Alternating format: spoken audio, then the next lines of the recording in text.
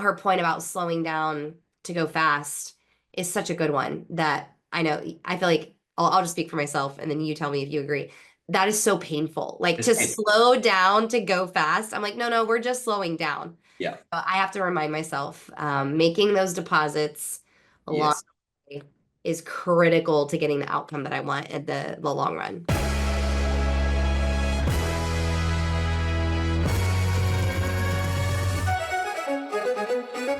Welcome to the Leader Pulse podcast. I'm Holly Tate, your Chief Services Officer here at Leader and the host of the Leader Pulse podcast. And this is the podcast for leaders revolutionizing the world of work. And on today's episode, this is our third episode with Marie Myers, where she talks specifically about why change management is so important for organizations making an impact in the world.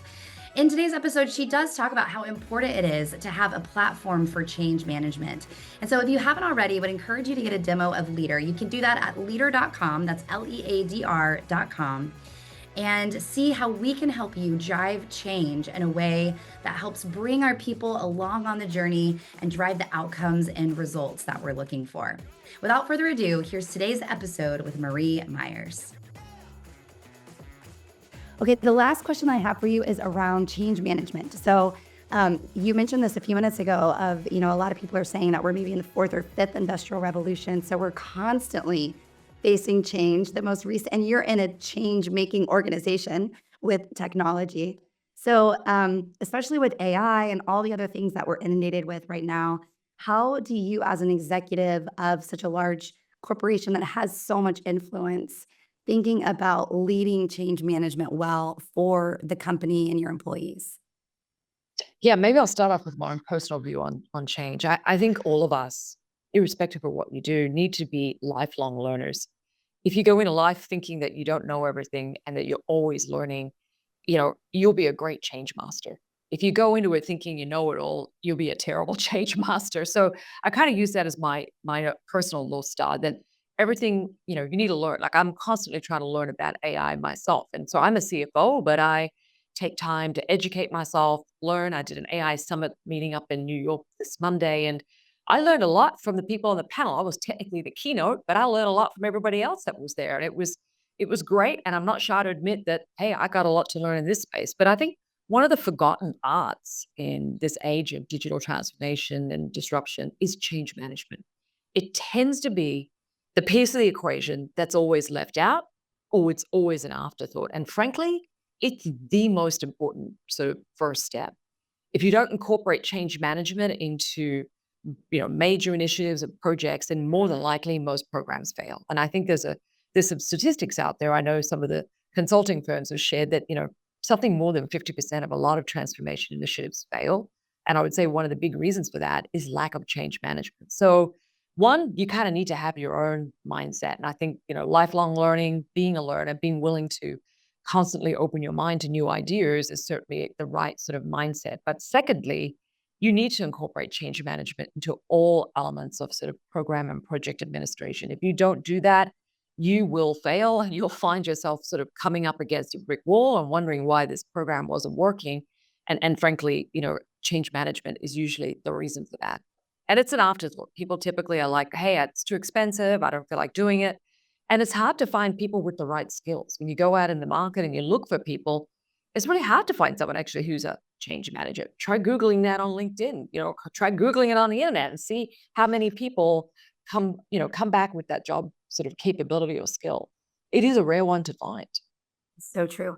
How do you balance being effective at change management without slowing down innovation? How do you manage that? Sometimes in life, you've got to go slow to go fast. I learned that about a quarter of a century ago. It was one of the best things I ever learned. Change management requires you to sort of take the time to understand the situation you're in first and what needs to change, and then bring people along with you so they will help drive that change. Then you'll speed up and gather momentum.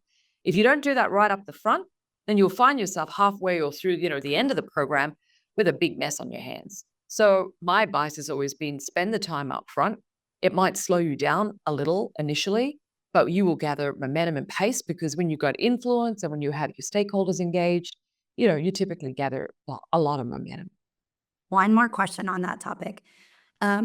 how do you as a leader know when it's time to slow down? So sorry. Yeah, that's all right. Thank you. To Take your slow time. down, to go fast, or that it's like, I cannot afford to slow down. I got to make this change now.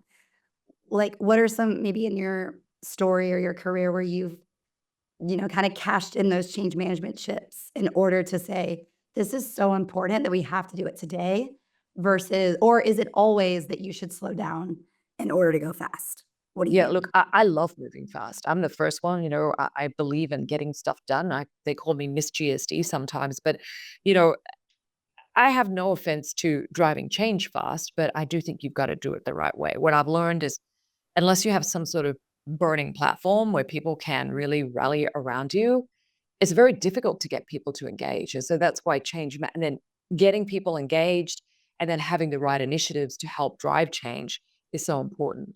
I would say the places I've been in my career where perhaps the project hasn't worked out as well, it's probably because we didn't invest enough time. But I personally wanted to go too fast. So I think doing it right, taking a little bit of a slower pause up front is going to be a long-term success. So good. I've made that mistake too many times already in my career of going too fast and not bringing the team along on the journey. Yeah. Thank you for that reminder, Marie. Well, thank you. No I learned a worries. lot today.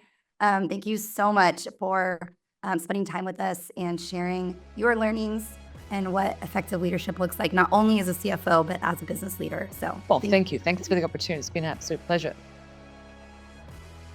So good. Your analogy, like the golf team to the basketball team, you can get everyone huddled around that, but when you go to the football team, you can't. Yeah. It is really thought-provoking to hear her talk about change management at Hewlett Packard. Like, Seriously, I know. I can't imagine. So yeah, Matt, there's this analogy that I love to use, and I didn't create it. It's from a guy named Larry Osborne who wrote a book called Sticky Teams. And he talks about the concept that every team goes through seasons of change. So you start typically, if you're in an organization that's founded or led by a founder, they started it as a track star.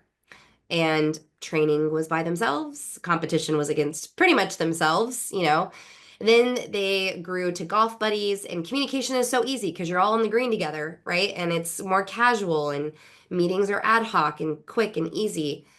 And then the first big jump happens from golf team to basketball team. And that is a big shift because you have people on the bench and you have people in the game for the very first time. And then the next seismic shift happens from basketball team to football team. So not only do you have people on the bench and on the field, but you also have two different buses. You have an offense coach and a defense coach. You might even practice at different times. And so in each of those seasons, change management is harder and harder. All of your communication systems break down. You have to rebuild them. And that's where, as leaders, we often make mistakes by not recognizing those gaps that happen in each of those seasons. And we've felt that gap, Matt, in our different seasons as a company. You know, we love Working Genius, which if you've listened to our podcast multiple times, you've heard that over and over again. But there's this genius in the Working Genius framework called enablement. And no one on our executive team has enablement as a genius. Brett and I have it as a competency, but not as a genius. And Matt, how have you seen that, the consequences of that in our executive team? Well, it felt like we reached a point where we got all excited about this idea at a leadership level, and then when we looked up a month or two later, nothing had changed, and we was getting really frustrated with this gap that things weren't cascading through. And we started looking inwardly and realized we're not actually ending our meetings asking the question, who needs to know what and who shouldn't know what. We never ended the meetings by saying things like, Holly's going to go and talk to this person. Matt's going to go and talk to this person. And they're both going to do it by this date. And they're going to circle back and tell us when it's done. So because we weren't doing that, I guess we all assumed, right? Yeah. We all assumed that we're all running out, but we're all busy. And half of it we just forgot. Half of it, and we assumed that somehow through the osmosis of us just being around, that people picked out these ideas from the ether of the rooms that they weren't in, and then somehow they were up to speed, and it didn't work. And then we were surprised. And so we really had to get really disciplined on ensuring that we never left a conversation without forcing the accountability of saying who needs to know what and by when.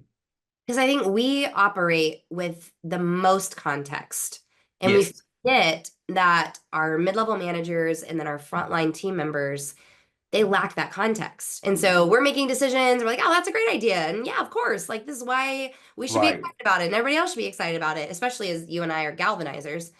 And then by the time we might communicate it over an email or in a meeting, we're like, everybody got it. Okay, moving on. And everybody's like, wait, I still have 15 million questions. Yeah. And so her point about slowing down to go fast is such a good one that I know, I feel like I'll just speak for myself and then you tell me if you agree. That is so painful. Like It's to painful. slow down to go fast. I'm like, no, we're just slowing down. Yeah. I have to remind myself, making those deposits along Yes. the way is critical to getting the outcome that I want at the long run. The best analogy or picture that I've heard about this that I've never forgotten is that change management is like a whip. And so if you're just listening, picture yourself holding a whip. And if you're the person that's holding it, as you swing it, you literally just flick your wrist and it feels like nothing. But to the person on the end of the whip, it literally feels like whiplash. You're getting hit in the face by a whip. And so the difference of being at the end of the whip versus the beginning of the whip is a violently different experience. And so as the executive, to your point, Holly, when we change things, it literally just feels like a flick of the wrist. Oh, yeah, we're going to go change our pricing structure. That's not a hypothetical. We do that all the freaking All time. the time. And Holly and I are just like, oh, we're just going to go and try this. And then what happens at the very end of the whip is operations is like, whoa. What about the DocuSigns that we've got to go out? What about Salesforce? What about previous customers? Does that mean we're changing it for all of our 800 customers that we have today? And what about the compensation strategy? And what about the budget for next year? And then the finance team is like, how does this change the commission plan? And we're like, don't worry about it. It's going to be fine. And they're like, no, it's not going to be fine. So I think this is, even hearing her again, it's such a good encouragement. Like, think about the end of the whip. Every time you make a shift, it's not as simple as just flicking your wrist, or it's not going to feel that way. And I think bringing people along the journey and equipping folks further down the org chart, closer to the front lines with FAQs and talking points. And so folks do feel like they were brought into the conversation, I think is important. And then to your point about slowing down, Holly, what did she say? 90% of initiatives fail. Yeah. So what's slower, right? 10% of initiatives being effective or 100% of initiatives being effective. All of that is just taking a little bit more time to figure out the enablement plan. It's so true. And we've literally brought in someone who has enablement as a genius that's not on the executive team just to help us fill that gap for key projects. Because to your point, we wake up and we're like, we changed 5 things. Why is nothing working? And then we're like, oh, well, actually, we only changed 3 of the 5 things because they weren't, actually executed to the front lines. And so, yeah, finding those unicorns and that's why we love the working genius model to see who has that enablement genius and is the person who's naturally thinking about who needs to know what and what question can anticipate the questions that the team is going to have. Yeah. That might be your executive team's blind spots. And I found that most of the executives that I interact with and coach have enablement as a frustration, or at least as a competency and not as a genius. That's exactly right. Who's someone in your ecosystem that's either in your direct vicinity or on the border of that has capacity to join you on a once a week basis, potentially, that gets life out of putting together a checklist? Yes. Who is that person? And inviting them in for 15 to 20 minutes of the end of a long meeting, or if they have space for the entire conversation, that can help you think through things that you're not thinking through. It's because we move so fast to the detriment of keeping people out of the loop, and you break trust. Those folks that weren't looped into the conversation feel like they're just order takers, and no one wants that feeling.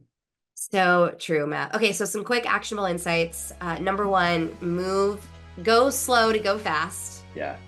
And then number 2, find that person who has that enablement genius that can help you fill that gap for you and your leadership team. And it will make a massive difference in effectively driving change in your organization. Thanks for listening to today's episode of the Leader Pulse podcast. In today's episode, we talked about the Working Genius, which is Patrick Lencioni's productivity and personality assessment. You can learn more about that by going to workinggenius.com. That's workinggenius.com. Thanks for listening to today's episode with Marie Myers. I hope that you got so many actionable insights as you revolutionize the world of work in your organization. We'll see you next time on the Leader Pulse podcast.